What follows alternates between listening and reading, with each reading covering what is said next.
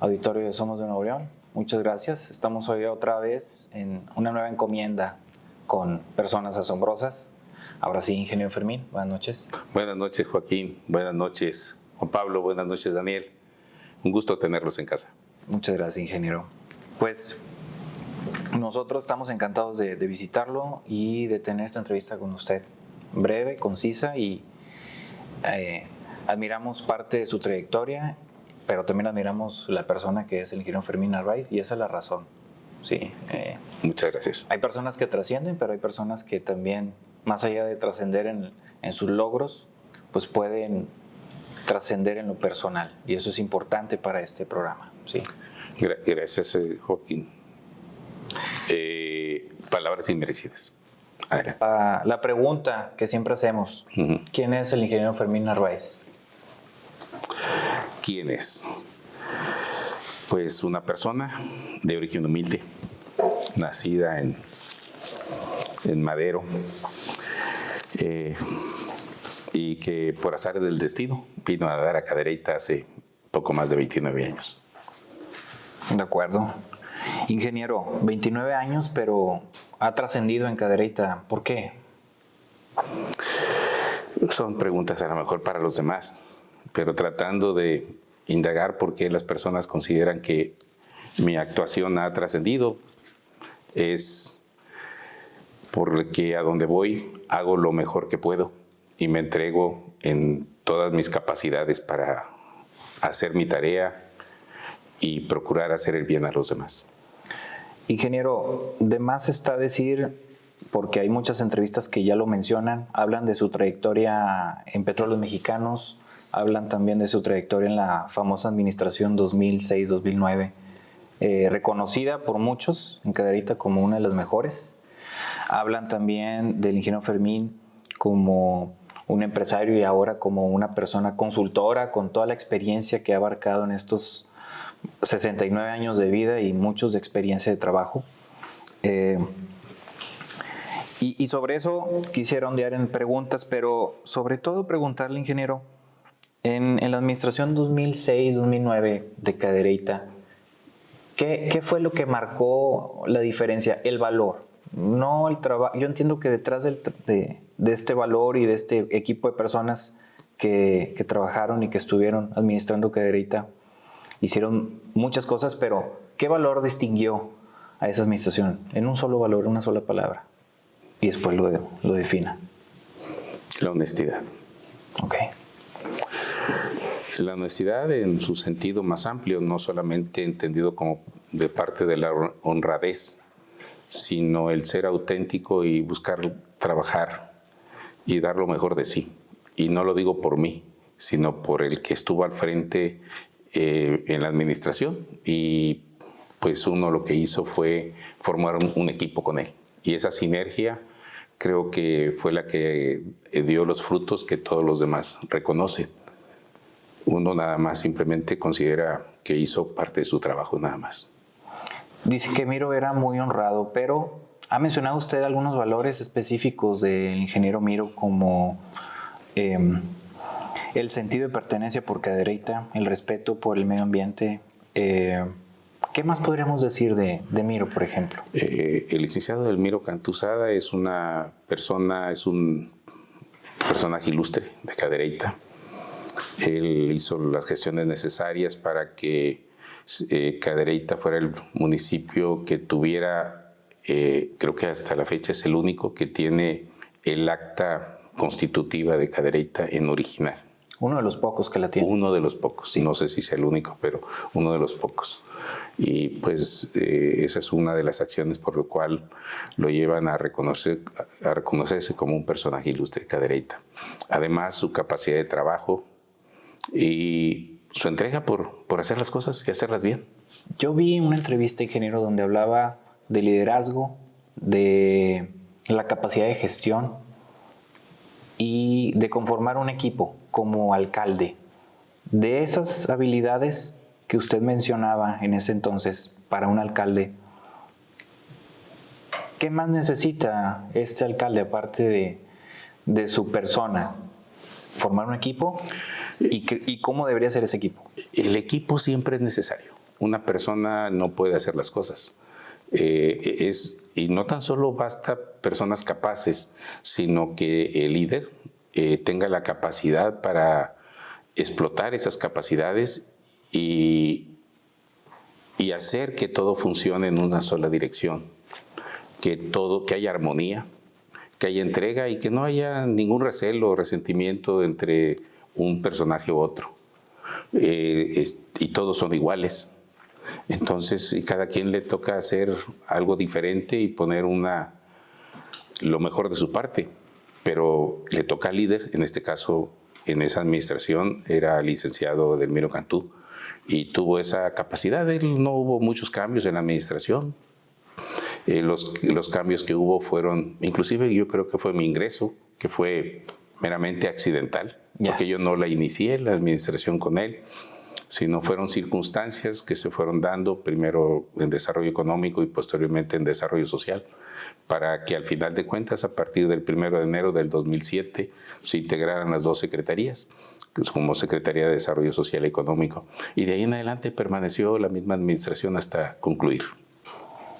¿Considera que cosas fortuitas también ayudaron a la administración a pesar del equipo que se conformó? Y me refiero a que esto de que usted no fuera precisamente el secretario de Desarrollo Económico y de Desarrollo Social como en su momento se dio, también ayudaron a que la administración fuera...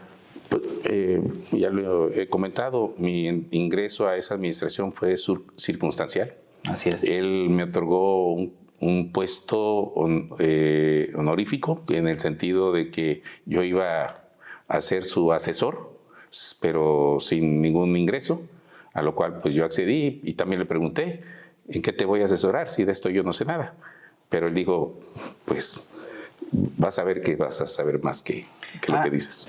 Ingeniero, a usted en tiempos presentes, porque su trayectoria, y repito, no hemos tocado todavía tema de Pemex, que ahorita lo tocaremos, Petróleos Mexicanos, y entro en esto porque es algo muy presente y se lo han preguntado.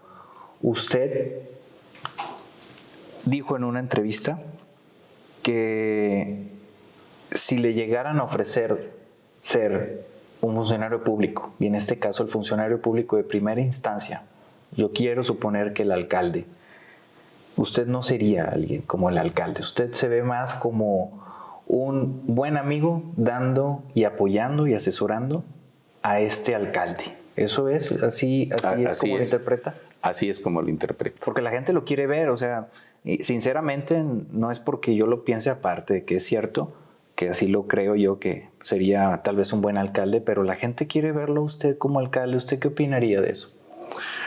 Bueno, decir así, esto no lo voy a hacer nunca, yo creo que esa palabra no debe de existir. Pero en este momento sigo pensando que yo para el aspecto político no cubro los perfiles. Okay. Mi manera de ser es, yo me considero una persona más técnica, más administrativa, y donde he hecho toda mi trayectoria. En la cuestión política hay cosas que no le entiendo, siendo sinceros. Sí me gustaría, claro, que cuando las cosas llegaran, pero sin grilla. Ya. ¿Sí? Okay. Sino que lleguen las cosas naturales y que todos nos sumemos en pro de un objetivo, independientemente de los colores y de los ideales, para hacer que el municipio crezca. Y creo que a Cadereyta le falta crecer. Le falta orden. Sí. ¿Sí? Le falta un desarrollo urbano mucho más ordenado y mucho más acelerado. Recuerdo el reportaje del periódico El Norte durante mi gestión como secretario de Desarrollo Social y Económico, donde decía que en Cadereyta seguía pasando el tiempo y todo seguía igual. Y mi familia y yo tomamos la decisión de estar aquí. Okay. Y de vivir aquí. Y algo de lo que me dijo mi padre, dice, siempre a donde llegues hay que participar. No todo es escuela, no todos son números o química. Dice, hay que buscar cómo participar, y aquí en la colonia procuro participar con los vecinos. Lo mismo procuro hacerlo en la ciudad, dar lo mejor de uno y participar. Ese es lo que me inspira. No tanto, pero sí me gustaría ver algo más avanzado, más rápido. Ingeniero, ahí mencionó en esa entrevista que los proyectos por lo regular son de 3 años y que hay que ver las cosas en un horizonte. Un proyecto tan importante como lo que menciona el desarrollo urbano de Cadereyta, un proyecto tan importante y de esa magnitud requiere un horizonte de hasta 20 años. En algunos proyectos, en el caso de la refinación, en el caso de los grandes proyectos del país, sí son horizontes de 20 años. Okay. Pero en el caso por ejemplo, hay un proyecto que se le quedó en el tintero al licenciado Delmiro Cantú, que fue meter todo el cableado de telefonía, Sí. de video, de Comisión Federal de Electricidad, mejorar las banquetas del primer cuadro, y consideremos el primer cuadro alrededor de 9 manzanas. Hasta 15, mencionaba. Hasta 15 era la propuesta. Era la propuesta, exactamente. Y se empezaban a hacer las gestiones. Visitamos otros municipios en Nuevo León que han hecho eso, y la experiencia de esos municipios es que esos proyectos no se hacen en 3 años, se hacen en 9. En 9. Y eso requiere que por lo menos 3 administraciones haya un iniciador, y que los demás, no necesariamente del mismo partido, sea quien sea, claro, que tenga el mismo enfoque de hacer los cambios que el municipio requiere. O sea, volvemos a lo mismo, este tema político entorpece los proyectos a largo plazo. Sí. Mencionaba en ese entonces, ingeniero, que cuando Delmiro, tocando ese punto del desarrollo urbano y sobre todo el de la manzana, mencionaba que ese proyecto estaba relacionado al gobierno federal y se estaba viendo un fondo de gobierno federal, si no me equivoco. Sí. Y que fue a dar porque tomaron mucho tiempo. Vaya, este proyecto de cableado subterráneo no se dio porque hubo resistencia al cambio por parte de comercios. No hubo continuidad en la administración siguiente. De acuerdo. Sí, se quedaron, por eso digo, se quedaron en el tintero solamente como un plan. Se hicieron, vamos a decir, las bases. Sí. Se iniciaron las gestiones ante Comisión Federal de Electricidad. En aquel tiempo los funcionarios estaban participando, el superintendente de CFE del área de Guadalupe, que corresponde administrativamente esta zona de Cadereyta, ¿sí? Porque hay otra superintendencia que está en Linares, de Comisión Federal, y corresponde a la parte sur del municipio, pero la parte donde está la cabecera es administrada por la superintendencia que tiene su sede en Guadalupe. Y en aquella ocasión se tenía muy buena relación con el superintendente, y él estaba en la mejor disposición. De hecho, ya empezaba a hacer una evaluación de ese proyecto, cuánto le costaría a Comisión Federal llevar a cabo el proyecto, como lo habían hecho en otras ciudades. Entonces, ¿pudo haber pasado, ingeniero, que se corrompe un proyecto como ese tipo por la discrepancia política que existe entre partidos, posiblemente, y no el seguimiento en proyectos? Pues más que la discrepancia es simplemente la falta de seguimiento. De acuerdo. ¿Sí? A lo mejor no se conjugaron las personas que tenían esas relaciones para llevar a cabo los proyectos, y tenían otras prioridades, y simplemente, no necesariamente discrepancia. Habló de conformar equipos y vaya, si pensáramos idealmente que una administración funcionara, habló de una frase que me gustó mucho de Susana Choi. De Susana Choi Pantay, una doctora en ingeniería química. Así es. Maestra del tecnológico de donde yo egresé, el tecnológico de Madero. Y sí, se inspira. Dicen que en el mundo hay 3 culturas. La voy a decir rápido. Por favor. Dice que en el mundo hay 3 culturas: la cultura del arroz, la cultura del maíz y la cultura del trigo. Y la cultura del arroz es una cultura de viejos, donde se le da valor a la experiencia y donde hoy se resuelven los problemas del mañana. La cultura del trigo es una cultura de jóvenes, donde hay que moverse a prisa para hoy resolver los problemas de hoy. Y la cultura del maíz es una cultura de niños, porque cada 3 años nace y nunca madura. No sé a qué países estén ustedes imaginándose que me estoy refiriendo. con cada una de las culturas. Ya. No había pensado en esta analogía así, pero tiene mucho sentido que el tema cultural y vaya, la cultura permea en la política y también permea en el arte y permea en la sociedad. Y yo creo, ingeniero, que también en el tema político hay que saber conciliar la parte de la experiencia, el conocimiento, la parte también política y burocrática, la parte técnica y teórica de cómo hacer las cosas, para fijar horizontes de 9 años y realmente tener un proyecto que, vaya, sea la semilla que genere este cambio. ¿Qué opina? Sí, yo pienso que deben nacer desde el pueblo. Los gobiernos deben de nacer, y creo que es parte de la cultura del pueblo. En los últimos años, la cultura de Cadereyta ha ido cambiando. Ha llegado más gente a nuevas colonias. Su presencia de esas personas ha sido efímera. Y tenemos un impacto por su presencia, por su llegada y por su ausencia posteriormente. Tenemos en muchas colonias una gran cantidad de casas abandonadas. Alguna vez fueron de alguien y por algunas razones se fueron. Entonces eso deja un problema social. Sí. ¿Sí? Deja un problema de desarrollo urbano, deja un problema de los servicios básicos, de recolección de basura, de salud, porque pues esas casas abandonadas son focos de infección y hay centros, como lo dicen los mismos vecinos, centros donde se esconden los muchachos o los jóvenes a hacer cometer algún delito. ¿Cree que se deba, ingeniero, a la falta de generación de riqueza y distribución de riqueza? Sí. ¿Cómo va a quedar ahorita en el tema de generación de riqueza? ¿Generamos riqueza suficiente? Primero. Sí, yo pienso que Cadereytas genera riqueza, pero las áreas de oportunidad en la educación, porque tiene que ver con la educación, las áreas de oportunidad de trabajo no son tan rápido, no se queda aquí la gente para invertir.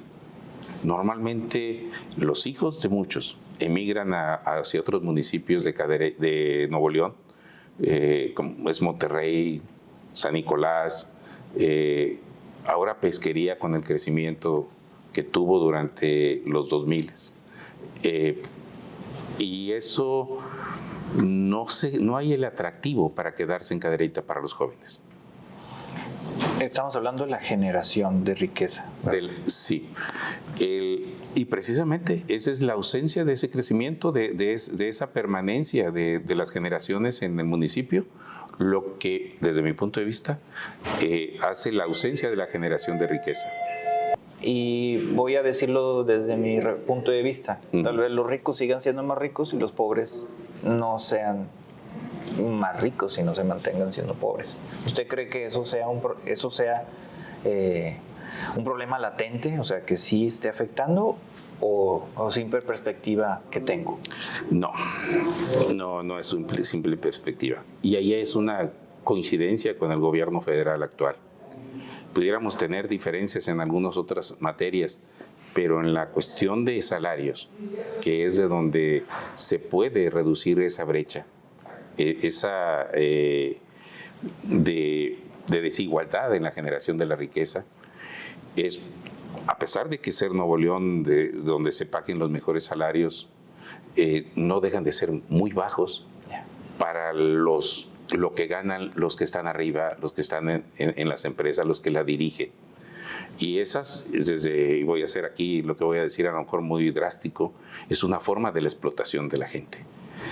Y también como fueron las maquilas, para un país, el decir que se vengan a esta situación, que se vengan a invertir en México, porque aquí la mano de obra es barata, es como entregar a nuestros conciudadanos como esclavos a un bajo salario. Ese es mi punto de vista. Por eso dije, a lo mejor es muy radical, pero sí veo que se tiene que acelerar, y eso es parte de lo que se comprometió el gobierno federal en el Tratado de Libre Comercio, actualmente en el TECMEC, de que se iban a igualar los salarios a como se tienen en Estados Unidos. Obviamente tiene que ser gradual, claro, en un periodo de unos 10 años, pero se tiene que pugnar en ese sentido. El salario mínimo el próximo año va a ser complicado establecerlo. ¿Por qué? Porque tenemos una alta inflación en este momento, ¿sí?, que tendría que incrementarse para recuperar el valor adquisitivo y de esa manera romper con esa desigualdad pues de ingresos desde la gente que muy capaces. Ahora un matrimonio tienen que trabajar obligadamente los dos, sí, y a veces en lugares muy opuestos, y eso la falta de integridad de la familia, porque el núcleo familiar se pierde. Los padres regresan, se van muy temprano y regresan muy tarde. Sí. Y no hay el diálogo que debe de existir entre padres e hijos.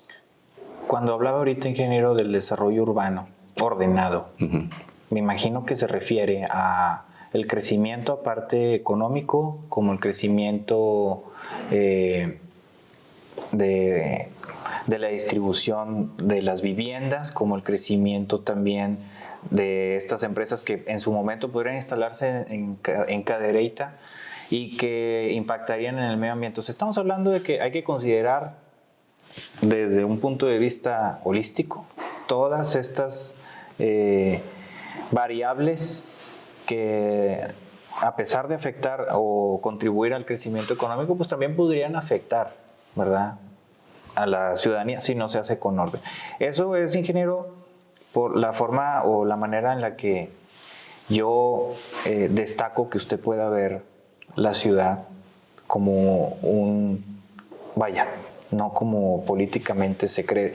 Voy a llegar yo como alcalde y voy a poner mis ideas porque ahora me toca a mí, o ya son mis ideas.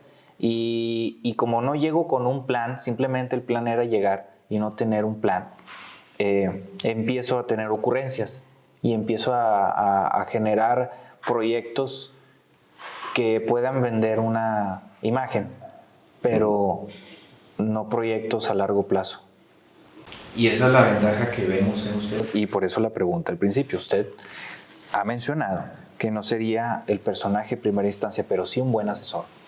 Sí. En su momento, no estoy diciendo que absolutamente lo haya dicho, sí. Ya nos dijo que decir nunca, nunca y siempre, siempre no está bien. No está bien. Pero, vaya, de eso nos hace mucho sentido el que usted pueda comprender de la ciudad, porque la experiencia que ha tenido le ha dado esta facultad, ingeniero. Una pregunta, ingeniero. Ahí en el equipo ¿qué necesita aparte el alcalde de un buen equipo y el horizonte? ¿Usted cree que teniendo una persona con la capacidad de gestión, de liderazgo, con un equipo con las mismas convicciones y un proyecto, es suficiente para 3 años? Yo creo que ahora la ciudadanía exige algo más. Al final de cuentas, la gente quiere mejorar su forma de vida y algunos dicen independientemente como lo haga el alcalde, pero hay algo que es importante para mí, no tan solo ser honesto, sí, sino parecerlo. Claro. Sí, son las dos cosas. Son diferentes. Sí. Son totalmente diferentes, sí. Sí, y no basta decirlo. Y eso lo dirán los demás, pero con el paso del tiempo y después de haber observado las acciones. Muy de acuerdo, ingeniero. Yo creo que tenemos esa imagen o los medios de comunicación y las pantallas venden una imagen y detrás de cámaras es otra situación. El resultado, sabemos tangiblemente, no es lo que vemos en las imágenes. De lo que ha ejercido en Pemex, ¿cuál cree usted que sea su mayor aprendizaje? ¿Personal? ¿Técnico? ¿Conocimiento? ¿Qué es lo más trascendental que ha tenido de ahí? Son muchas etapas, porque son muchos años los que he estado, desde los 16 años que ingresé por primera ocasión. La más importante para mí es mi gestión, la gestión que tuve la oportunidad de realizar en la refinería de Minatitlán, en la refinería General Lázaro Cárdenas. Es una refinería, cuando me tocó llegar, viejita, con una configuración sencilla, desmantelada la petroquímica. Claro. Desmantelada la petroquímica en los 90. ¿Sí? Eso fue para mí un error de la administración federal en ese tiempo. Y lo dijimos. Y, ¿Qué se refiere con desmantelada la petroquímica? porque lo que es Madero, lo que es Minatitlán, son refinerías petroquímicas. Así nacieron. Así como en Madero se producía butadieno, estireno, productos petroquímicos o materia prima para la industria petroquímica secundaria. También sucedía en Minatitlán. Estaba la planta de paragileno, o sea, de los 3 gilenos, Ortomet y Para, pero principalmente el paragileno, que es materia prima para la industria petroquímica, uno de los componentes del PET, ¿sí? Para hacer dimetiltereftalato y posteriormente el polietilén tereftalato, que es el PET. Pues ahora todo el mundo lo conocemos. Es donde el plástico donde se venden los refrescos. Ah, sí, ok. Bueno, y esa parte de esa petroquímica se hacía en Minatitlán, además de otras. La refinación tiene 2 procesos muy importantes, que es la desintegración catalítica o planta catalítica, que es principalmente lo utilizamos para producir combustibles, pero tiene la otra, pero también produce materia prima para la industria petroquímica, como son los butilenos y otros componentes ligeros. Y en el caso de las reformadoras catalíticas de naftas, que también producen gasolina, pero también producen productos aromáticos, entre ellos el benceno y los gilenos que mencioné. Ese reto de ver las petroquímicas desmanteladas le dio a usted la oportunidad de aprender, de conocerse, de retos. ¿Qué fue? Sí, cuando yo llego aquí en el 93, todavía la planta de butadieno en Madero funcionaba. Okay. Y funcionaba bien. Me había tocado un año antes atender una comisión de rusos, ingleses y japoneses, que tenían el interés de invertir. Rusia quería poner una planta de butadieno con tecnología inglesa fabricada por japoneses. Por eso fueron los 3. Okay. El mayor número eran rusos en aquella ocasión. Entonces, ellos estaban construyendo una planta de la misma tecnología que la nuestra, y nosotros 1 año, 2 años después la estábamos desmantelando. Ese fue el error que usted... Que yo veo. Creo. Sí. ¿Y por qué se desmanteló? ¿Qué habrá habido? En aquella ocasión se pretendía separar la petroquímica, inclusive vender. Se crearon los complejos petroquímicos como Cangrejera, se me van ahorita los nombres, Pajaritos, y otros complejos petroquímicos, y se les pusieron las siglas SADCB, con la intención de venderlos. Al final de cuentas, ni se vendieron, ni las continuamos operando nosotros, y se acabó. ¿Intereses políticos y privados? Yo creo que falta de conocimiento. Ok. Pues para no decirlo tan feo. De acuerdo. Y ese reto, ingeniero, al ver esta desestructuración de Pemex, esta fuente de crecimiento, porque al final del día generamos energía y generamos productos petroquímicos que son la fuente del desarrollo o de la derrama económica para México, ¿qué sentían? ¿O no se sentía decepcionado de Pemex? Sí, decepcionado, pero además era un reto. Sí. De que a uno lo escuchara. Y yo creo que nunca uno se cansa de insistir. Eso es parte de lo que me ha tocado vivir, y he sido necio. Y algo que me ha tocado y que lo es muy reciente, fue en el 2020, cuando lanzo en una red social un grito que le llamo "Todavía estamos a tiempo", que era que Petróleos Mexicanos no debería de haberle dado la prioridad para hacer Dos Bocas, Sí. sino enfocarnos más a la reconfiguración, empezando por la reconfiguración de Tula. En esta ocasión las cosas llegaron a un nivel muy arriba. La secretaria, estoy seguro que tuvo ese comentario, el ingeniero Celestino, que en paz descanse. Secretaria Rocío Nale. Sí. Ok. Estoy seguro que ella llegó a esta información. No me consta porque no he tenido la oportunidad de platicar sobre el tema con ella, pero con su asesor principal, que era el ingeniero José Alberto Celestino Sisax, que en paz descanse, acaba de fallecer hace unos meses. Fue su asesor pues desde que ella ingresó como secretaria de Energía. Y otros personajes, como fue el senador Armando Guadiana Tejerina, en ese tiempo presidente de la Comisión de Energía en el Senado, y a través de un amigo mutuo llegó esta información y él pidió comunicarse conmigo.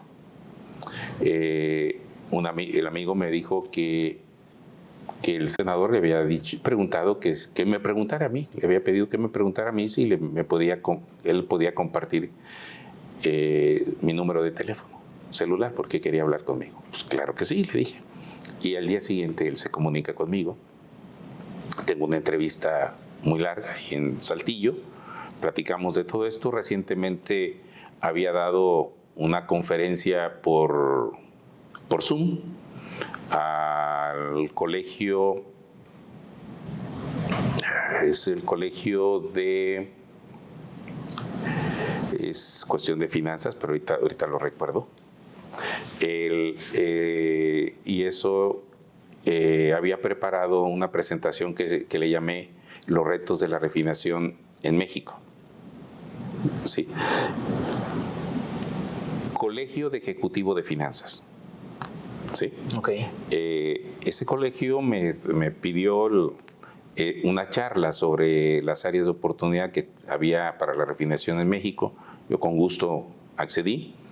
Obviamente le di el enfoque económico, como se requieren algunos términos técnicos. Traté de que estos fueran los más básicos y entendibles, pero sí hablé de la rentabilidad, del retorno, de los valor presente neto, en fin, las partes y los números que a un economista le puede interesar. Fue para mí pues algo que me causó una grata sorpresa, que conocer del otro lado de la pantalla estaban gentes que habían sido directores de finanzas de Petróleos Mexicanos o bien altos ejecutivos de Petróleos Mexicanos me estaban escuchando. Esa misma presentación se la llevé al senador Armando Guadiana. Él me compró la idea, lo llevó a un exhorto, a un acuerdo del Senado, pero además lo llevó con las personas que tomaban la decisión. Y ese mismo año, en el 2020, en octubre del 2020, en la comparecencia de la glosa del informe del director de Petróleos Mexicanos, menciona que la refinería de Tula se tiene que concluir la reconfiguración que había iniciado. Ya. O sea, ¿hubo una injerencia en sus comentarios? Sí, hubo esa consecuencia que creo que de algo valió. Sí. Lanzar el punto de vista. Aquí dijo algo importante, ingeniero, la reconfiguración es técnicamente y económicamente más factible que la generación de una planta como la de Dos Bocas. Sí. Y voy a decir algo que también va a salir tal vez de sus palabras, y es que mencionaba que esta reconfiguración, aparte que en el corto plazo genera, comparado con la planta de Tabasco, la de Dos Bocas, estaba mencionando usted que hay un plazo, aparte de que se inaugure, hay un plazo de pruebas. en la planta. Y después de esas pruebas, que no son menos de un año, si llegara a haber algún averío o alguna garantía de algún artefacto que se haya dañado, pues tendrías que preguntar a la empresa que lo generó si tiene stock, y si no lo tiene, esperar todavía ese tiempo para que... Y vemos un México en el que tal vez la gasolina sea algo factible y que es una necesidad presente en el tema valor económico y energético. Pero en la Agenda 2030 sabemos que los vehículos van a empezar a ser eléctricos, que muchos países están ya migrando del tema de quemar gasolina o diésel o cualquier otra energía química, están optando por energías verdes. Y usted ve que tal vez la inversión para Tula, desde mi punto de vista, la inversión, perdón, para Tabasco fue muy grande cuando pudimos haber invertido en la reestructuración. Mencionaba un punto, ahorita las plantas locales, o sea, las que hay, por ejemplo, Cadereyta y Tula, creo que mencionó también, estaban expidiendo demasiado dióxido de azufre, un componente contaminante, y que hay unos sistemas de recuperación de este dióxido de azufre. Sí, son muchas cosas. Mira, para hablar así, algo muy general, rápido, sería, ¿cuánto va a costar la refinería de Dos Bocas concluida al 100%? Y eso ya no son cifras ocultas. Ya andamos entre los 18,000 a los 20,000 millones de dólares. De acuerdo. Sí, son cifras que se manejan, no los 8,900 que inicialmente se manejaban. Bueno, eso ya lo damos por un hecho. ¿Cuándo va a arrancar? Si bien nos va, finales del 2023 o quizás hasta el siguiente sexenio.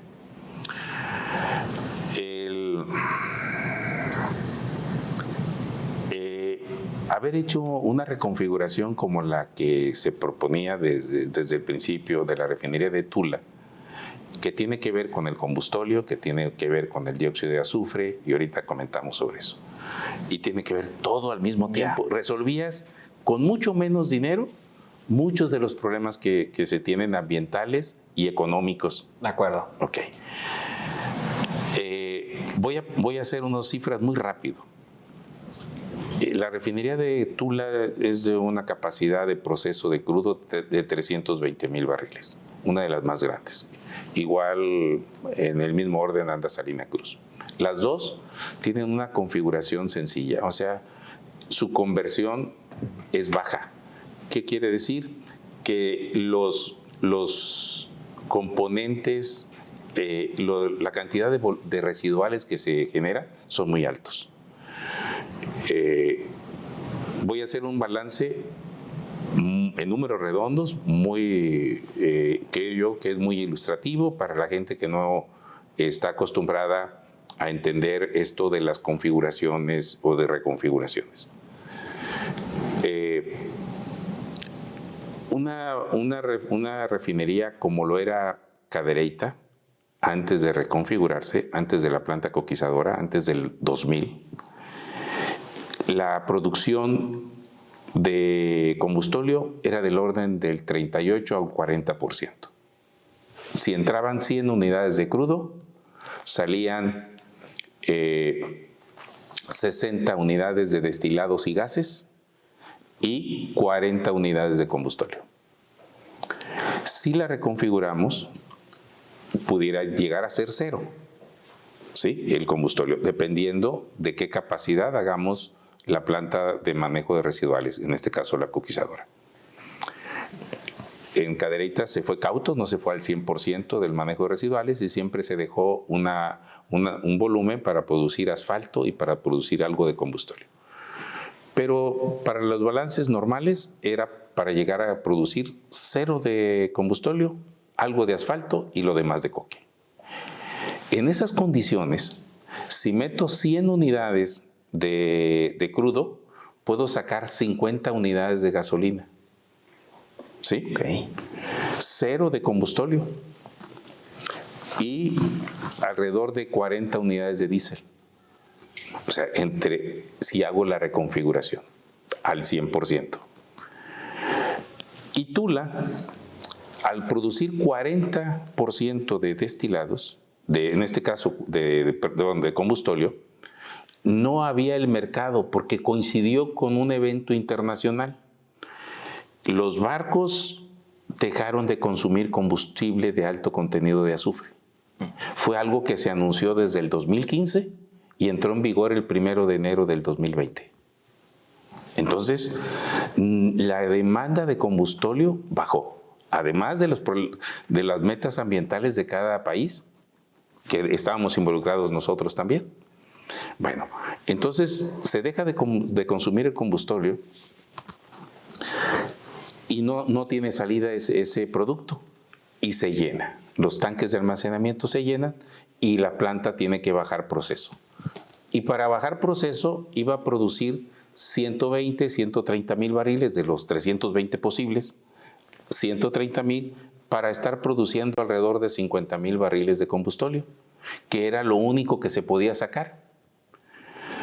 Y si metíamos 120 mil barriles de proceso, íbamos a estar sacando 36 mil barriles de gasolina. ¿Sí? Para 150 mil de la demanda de Valle de México, teníamos que estar importando 120 mil. Okay. Si la reconfiguramos, hacemos la conquistadora, que sabemos que es una conquistadora de mayor capacidad, la que se estaba construyendo y se está concluyendo su construcción recientemente en Tula. Ahora va a producir el 50% y vamos ahora sí meterle los 320. Vamos a suponer que no fueran los 320, fueran los 280 de manera constante, promedio, considerando los tiempos de reparación, etcétera. 280. El 50% es gasolina, son 140 mil barriles. Contra los 36 mil barriles, es una enorme diferencia. Casi completamos todo Valle de México. Todo lo que es Valle de México, sin procesar más crudo y sacarle un mejor aprovechamiento. Claro. Y eso es rentabilidad, es protección al medio ambiente, es combate al robo de combustible. ¿Por qué combate al robo de combustible? Porque los poliductos de Tuxpan al Valle de México, donde Tuxpan iba a estar importando, entrando esos 120 mil barriles faltantes, prácticamente ahora iban a ser 10 mil o nada. Claro. ¿Sí?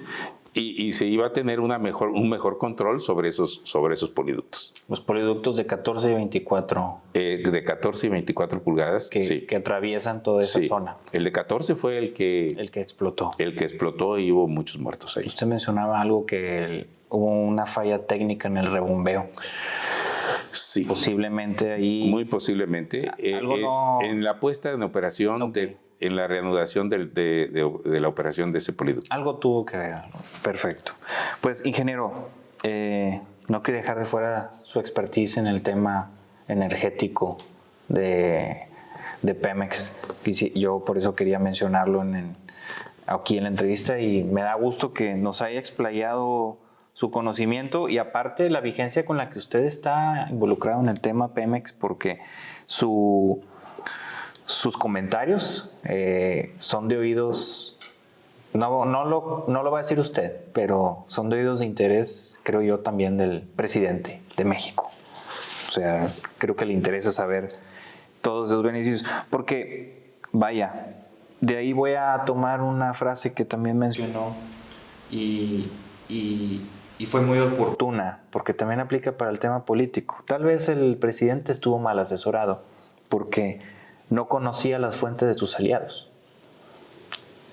Sus aliados tal vez hablan de una forma más política y burocrática, pero no de una forma técnica y de conocimiento como la que usted pudiera tener. Y sus aliados siempre van a hablar bien de él y de lo que está haciendo porque les conviene también políticamente. Y ese es un problema. Y ahí es algo muy importante. Es cuando yo observo que la gente que es política le tiene temor a los otros liderazgos. Y a veces por algo no suman a la gente que tiene la capacidad. Y ahí es para formar un buen equipo, cosa que me preguntabas en la administración, yo creo que ese fue el valor del licenciado Edelmiro Cantú. No temerle a otros liderazgos, confiar en sus propios liderazgos y sumar liderazgos iguales o superiores, Sí. pero que iban a trabajar en forma coordinada con él. Hay una frase que yo digo del tema del crecimiento de un negocio y puede aplicar para la administración pública y sería como decir,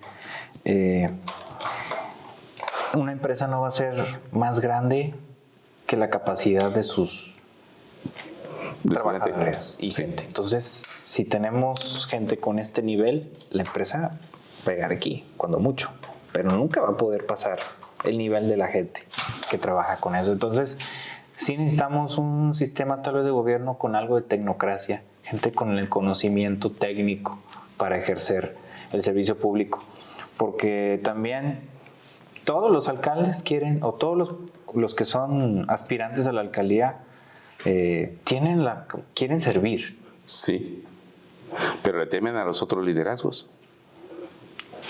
¿Va a qué se deberá, ingeniero? ¿Qué opina? Pues es parte de sus miedos. Y yo creo que ahí no hay que temerle a los otros liderazgos y aceptarlos y que formen parte del equipo y que sumen. Ingeniero, a usted, ¿quién lo inspiró? He tenido cosas a veces no muy agradables, pero a veces con eso me ha resultado una inspiración y de una persona que se lo dije.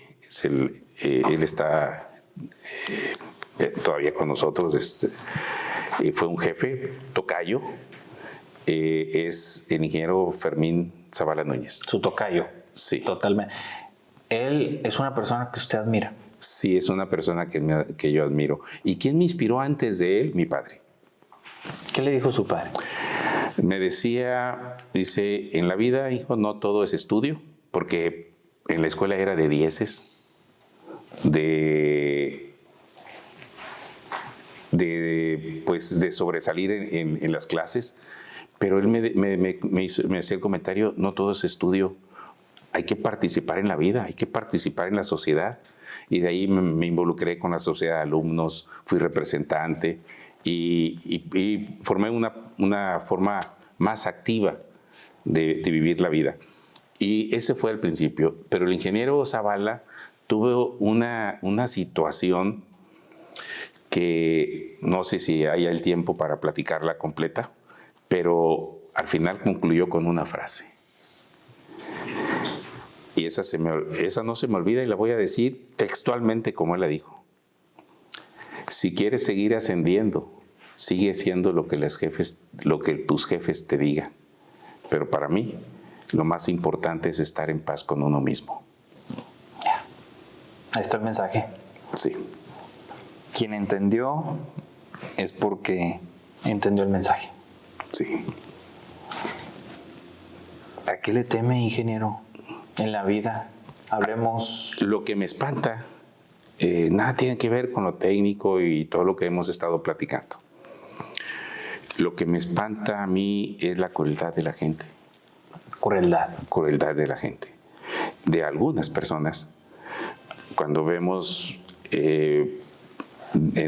personas que son torturadas, desmembradas, esa es una brutalidad. Y me espanta imaginarme el sufrimiento de quien lo haya padecido. No me gusta ver sufrir a la gente. Y eso es para mí lo que más espanto me causa. Si usted tuviera a su enemigo enfrente, ¿sería capaz de hacerlo sufrir, ingeniero? No. ¿Le costaría trabajo? Sí. Y es difícil tener enemigos. Es difícil, pero enseñan mucho. Y a veces uno se los gana sin necesidad de buscarlos. Son los gratis. Pero más que enemigos son envidias. Sí, algo que justamente lo que decía, el propio miedo a los liderazgos ajenos, yo creo que genera esa envidia. El propio miedo genera esa crueldad. Sí. El propio miedo a uno mismo, a las capacidades de uno mismo, lo genera, ingeniero. ¿Qué mensaje, ingeniero, le quiere dejar a los jóvenes jóvenes, digo, te voy a decir de mi edad para abajo o de tu edad, Joaquín. Pero los jóvenes, ¿qué considera jóvenes? Primero pongamos ese margen. Por ejemplo, hasta 30 años se pueden considerar jóvenes. Todavía estás dentro del rango. Sí, ¿qué les daría? Es, por un lado, que consideren que la vida es más corta de lo que uno se imagina, de que la aprovechen, pero de lo que hagan, háganlo siempre entregando lo mejor de sí y procurando el bien común. Eso es lo que yo les pediría, de que se preparen, porque en el éxito parte son las cualidades o virtudes que cada quien traiga, pero hay que completarlas con el conocimiento, con la preparación de lo que sea la especialidad que cada quien elija, ya sean las ciencias exactas o algunas licenciaturas en leyes, lo que cada quien elija, pero siempre procurando el bien común. Muy completo. Yo también pienso que la contribución es la parte más satisfactoria de la vida, cuando tienes toda la experiencia, cuando adquieres el conocimiento, pero si no lo compartes y si no haces algo con eso, creo que no terminas de completar esa etapa que es la de contribuir y que deja mucha satisfacción, ingeniero. Sí, esa forma callada de serlo, y es parte, creo que yo lo que le criticaría a los políticos. Los políticos dan un donativo y quieren que todo el mundo se entere que dio el donativo y que apoyó a alguien. Lo mejor es apoyar a alguien y que solamente quien lo recibió lo sepa. Eso casi responde la pregunta que le voy a hacer, ingeniero, y la más importante para nuestro canal. ¿Somos malos buenos? Somos malos buenos, definitivamente. Trabajamos en silencio. Sí, menos escandalosos. Y no buscamos el protagonismo. Está la satisfacción de contribuir, es más que suficiente antes de hacer el ruidazo, ¿no? Lo que mencionaba usted, una pequeña contribución y queremos los aplausos. Como el mensaje que me dieron a mí, lo más importante es estar en paz con uno mismo. Así es. Muchas gracias, ingeniero. Un placer. Muchas gracias al canal. Esto fue la entrevista con el ingeniero Fermín. Está con nosotros Daniel y Juan Pablo. Les agradecemos que hayan visto esta entrevista. Gracias. Gracias, Joaquín. Gracias, Juan Pablo. Gracias, Daniel, por esta oportunidad de expresarme.